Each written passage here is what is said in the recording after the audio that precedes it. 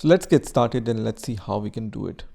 So first of all, you need to enable the support for Windows Subsystem for Linux on your Windows 11 operating system. So let me show you how you can enable that. So for that, just click on this search icon and then search for Control Panel, and then click on Control Panel here, and then View by Category here, and then click on Programs. Then click on Programs and Features. And once this Programs and Feature window opens, on the left hand side you will be able to see this option which says Turn Windows Feature On or Off. So just click on this option, which is going to open this kind of window which says Turn Window Features On and Off. This you can open by just searching for this option. So just write Turn Windows Features On and Off in the search bar, and then click on this option, which is also going to open the same window. So once this window is open, let me just make it a little bit bigger. So once this window opens, you just need to scroll down at the very bottom, and you need to select this option which says Windows Subsystem for Linux. So I'm going to check this checkbox in front of this option and then click on OK. So once you click on OK, it's going to search for essential tools and files. So once you click on OK, it's going to search for the required tools for Windows Subsystem for Linux on your Windows 11 operating system, and it's going to apply all the changes. And then at last, you will see this message which says Windows needs to reboot your PC to finish installing the required changes. So I'm going to just click on the Restart Now button, which is going to restart my Windows operating system. So once your Windows operating system restarts, what you can do, you can open the command prompt. So I'm going to just click on this search bar and then type CMD or command prompt, and then open the command prompt from here. And then I can type bash here. So just give the command bash and then press enter. And once you give this command, it's going to show you this kind of message which says Windows Subsystem for Linux has no installed distribution. So right now we don't have any installed distribution. So we can install this distribution by just following this link, which is essentially the link for the Microsoft Store. So when you just copy and paste this link in the browser, it's going to open the Microsoft Store on your Windows 11 operating system. So let's open Microsoft Store in our Windows 11 operating system directly. So I'm going to click on this search bar once again, and then I'm going to just search for Microsoft Store here, and then open this app which says Microsoft Store, which is going to open Microsoft Store. So once this Microsoft Store opens, you can search for your favorite Linux distribution, or you can just type Linux here and then press enter, and it's going to show you the most popular Linux distribution available for your Windows 11 operating system. So here you can see different distributions like Kali, SUSE. We have the Ubuntu also here. So you can see Ubuntu 18.04. So I want to install the latest version of Ubuntu. So I'm going to just search for Ubuntu here and then press enter. So once you search for Ubuntu, you will be able to see this Ubuntu version, and then you will see when you scroll down different version of Ubuntu here. So Ubuntu 18.04, Ubuntu 20.04, Ubuntu 2022.04, but I generally go with this Ubuntu, which will install the latest stable LTS version on your Windows 11 operating system. So to install this, you can just click on this button. Right now, this app is already installed on my Windows 11 operating system, so I can see the open button. But in your case, you will see the get button in front of it. So just click on the get button, which is going to install this app. And if you want to get more information about this, just click on this app, and then you will be able to see more information about Ubuntu app. And you can see it says Ubuntu is always the latest LTS version of Ubuntu. When new LTS version are released, then you can upgrade your Ubuntu operating system with this command, right? So once it's installed, you need to click on this button which says open, or by chance if it's closed, you can also open this by just clicking on the search options and then search for Ubuntu here, and you will be able to see this Ubuntu app here, right? So I'm going to click on Ubuntu here. The error says WSL register distribution failed with this error, and then you will see this message also that WSL2 requires an update to its kernel component. For information, please visit this website. So this is what exactly we are going to do. I'm going to just copy this URL, and then I'm going to press any key here, which is going to just close this window. And then I'm going to go to my browser, and then I'm going to just paste this link which I have copied. And here you will see in the fourth step, download the Linux kernel update package, right?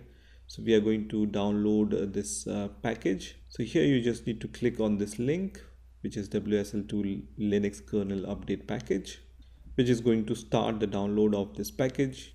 You can see on my Edge browser, this download has been started. And once this download is finished, you can go to your downloads folder and then click on this option which says WSL update x64. Let me minimize this.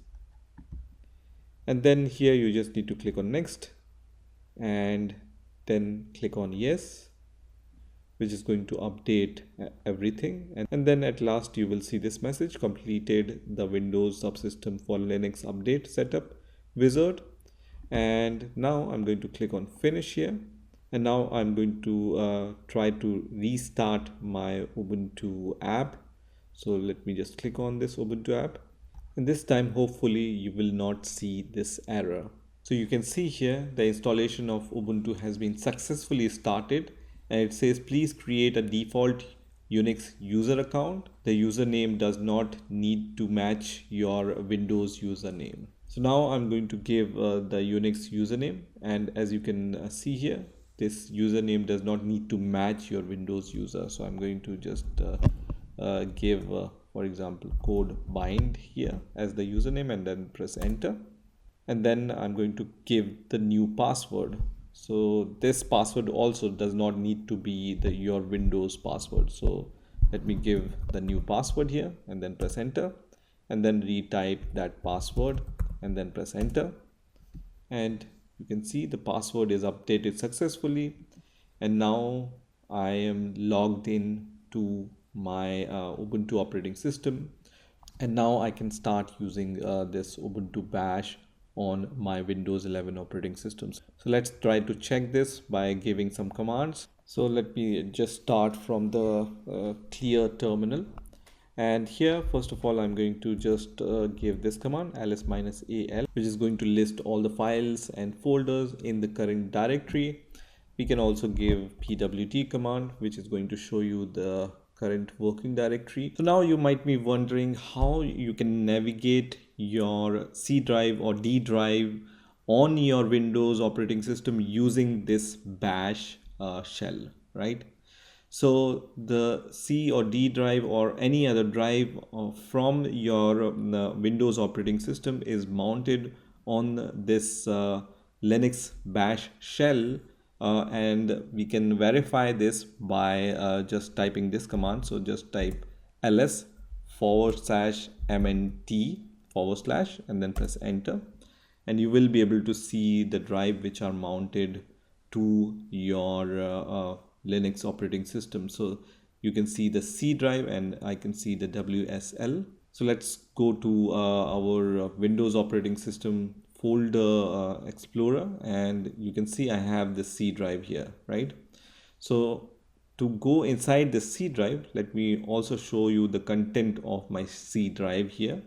So to go inside the C drive, you just need to write cd and then /mnt and then C, right? And then I'm going to press enter here, and let's list out all the files and folders. So ls-al and then press enter, and you will be able to see all these files which will match the files and folders which are present in my Windows operating system. So I can already see the ffmpeg, Kotlin C, for example, and then program files and program files x86 will be there.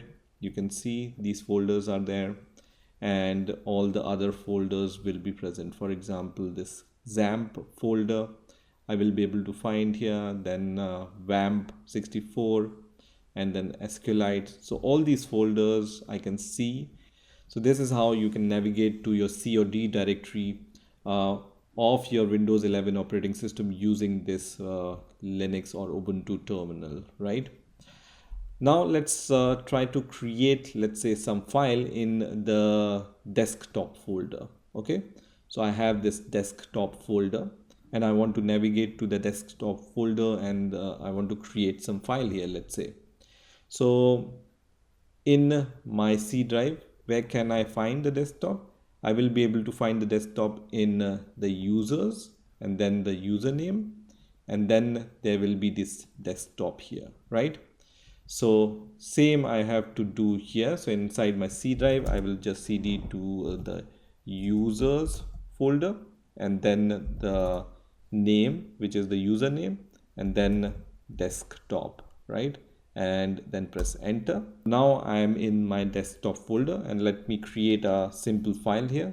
I can do this using the touch command, and then let's say I want to create this test.txt file.